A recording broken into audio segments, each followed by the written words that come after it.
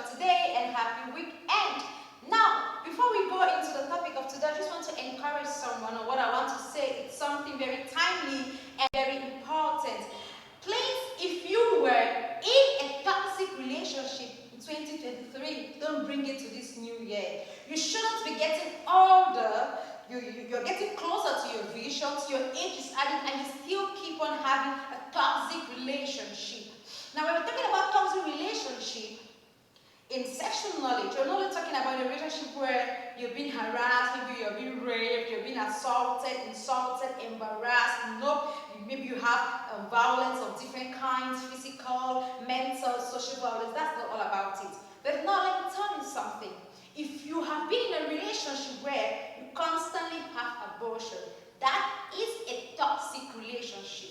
In sexual health, we consider it as a toxic relationship because it's putting your life at risk. So toxic relationship is any relationship that puts you at risk, relationship that doesn't prioritize your well-being. And of course, a relationship that puts you in constant abortion is actually and obviously a toxic relationship. So that brings us to our talk of today, the consequences of abortion.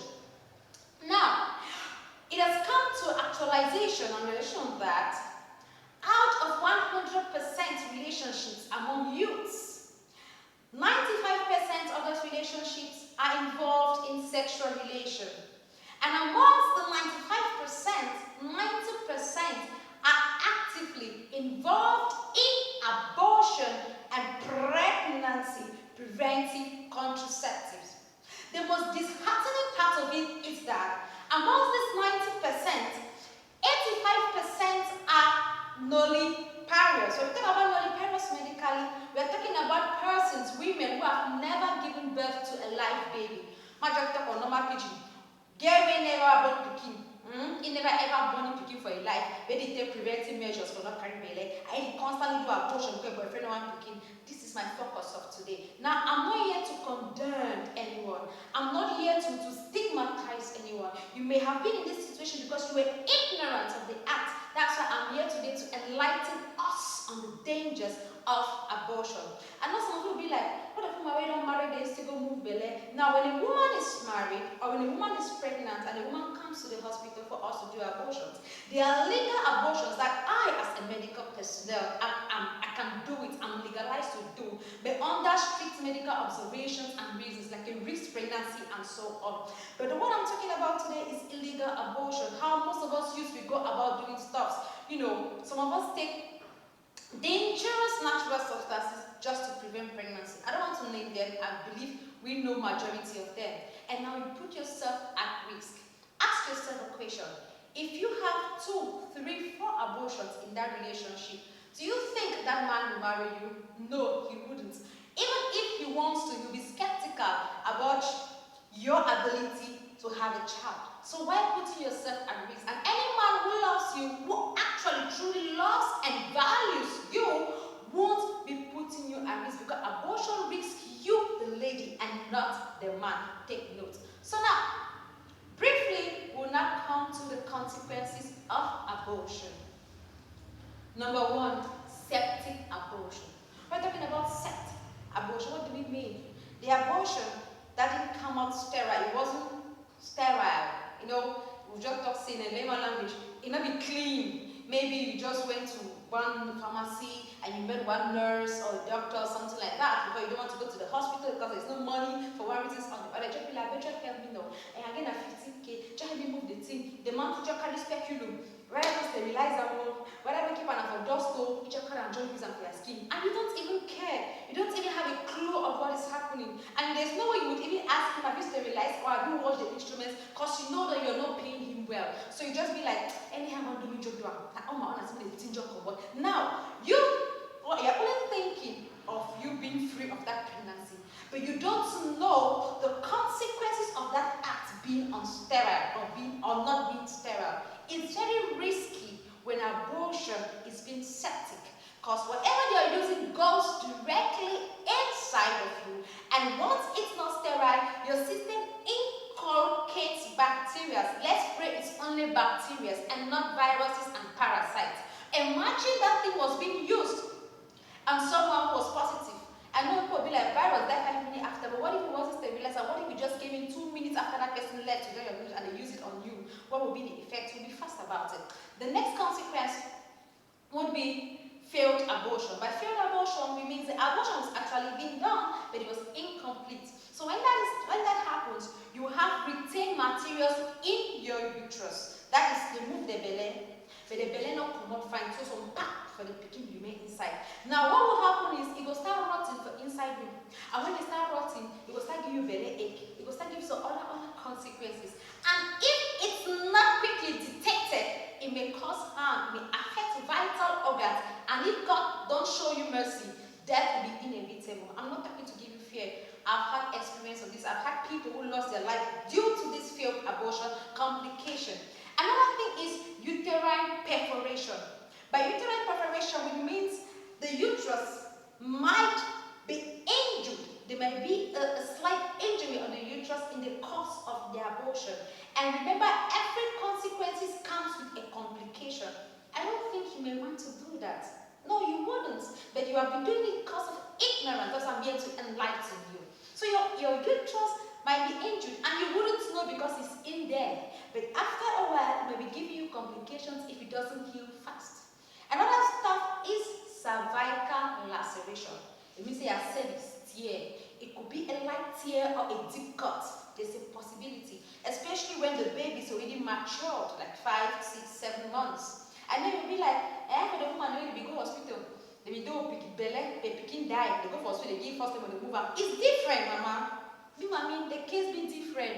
When woman come for hospital, picking don't die for belly, one give first level. Even if the picking said not die, one give first level that picking.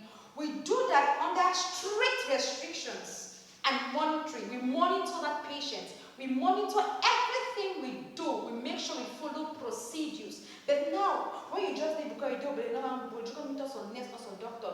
I bet you give me some medicine. I know I'm born. You know, the person induces the labor. That person might not. I'm not saying will not. I'm not concluding. But might not have the time or the equipment or all it takes to rightfully monitor you to the successful end. And when that is not being done, it exposes you to danger and further complications. We proceed. Another stuff or complication of abortion is hemorrhage. Talking about hemorrhage, talking about bleeding. Hemorrhage is bleeding. They have seen people who bled. I've seen someone who bled for almost 2 weeks. And when you ask, they'll be like, I miss is overflowing. It overflowed, you know, I don't chop plenty chocolate. I don't chop plenty sugar. So make an thing overflow. But they know what they have done. They know what they are guilty of. But they want to manipulate the stuff. Mommy, anything you do know, it will harm on you. And you see one thing with abortion. Oftentimes, the consequences don't surface immediately. These ones I'm naming are just minute consequences that might surface immediately. But there are greater consequences that might surface in the nearest future. Maybe when you are intrapartum during your pregnancy or at post-menopausal state. That's where some complications start arising from your previous acts when you're youthful days. That's why we need to be cautious on how we live our day-to-day lives. Yeah, and then you put to fear and they tell you now the truth. Another complication is disseminated cardiovascular coagulation. I know you'll be like, what is this? Yes, it is a kind of rare but serious condition in which there is blood clotting through the body's blood vessels. And all these things comes as a result of abortion. There are so many consequences that we can keep naming them on and on and on non-stop. But I will end here for today. If you want to know more, come meet me personally. Just start a few steps away from your DM. You can DM me, place me on call, maybe you can even comment or follow me on YouTube, Facebook, Instagram, Telegram, whatever means you want to get to me, I'm always available. But to crown it all, if you have been a victim of abortion and you have been doing it constantly, please stop. Any relationship that puts your life, your future, your destiny at risk, it's not worth keeping. And then you'll be like, if I carry belly now, I will stop school, my dreams will spoil. Then abstain. Abstinence is the best thing to do. You being on constant pills to prevent pregnancy, especially when you are a nulliparous, that's you have never had a child, would affect you in the long run. And sweetheart, you wouldn't like it when it surfaces. So to avoid the war in future, take your preventive measures. Abstain. Of course, you could do without sex. There's a possibility you can live for years without sex till marriage. Even married people at times stay for long without sex. What if your husband travels out or your wife travels out of the country for 3-4 years? You go to cheat? No, you abstain. So there's a possibility for you to abstain. Sex is just an ideology. Once your mind is not there, you won't feel like doing it. I mean, if you feel like doing it, once you say in your mind, I'm not doing it, you won't do it because the brain controls your body. So all in all, being mommy, not carry bad relationship, enter. Not toxic, but the relationship serious. The boy really serious, we are married. I mean, no serious relationship would endanger your life. Because if you die in the course of abortion, the family will just cry, mourn you, maybe lock the boy up for a few months. And after his punishment, sweetie, he will get a new girl, maybe far much more better than you. And what if your womb gets damaged in the course of abortion? Do you think he would marry you? No, he wouldn't. If you think online, do your research. 95% of men who causes women to have abortion, they end up not marrying them because of the skeptical of their ability to have children. So please, sweetheart, it's a new year. Plan well. We just started. There's a long run. Plan well, think well, live well, and don't forget your environment matters a lot. Thank you. In case of any questions, I'm waiting for you at the comment section. I'm your favorite girl, Maribon Praise. See you next time. Ciao!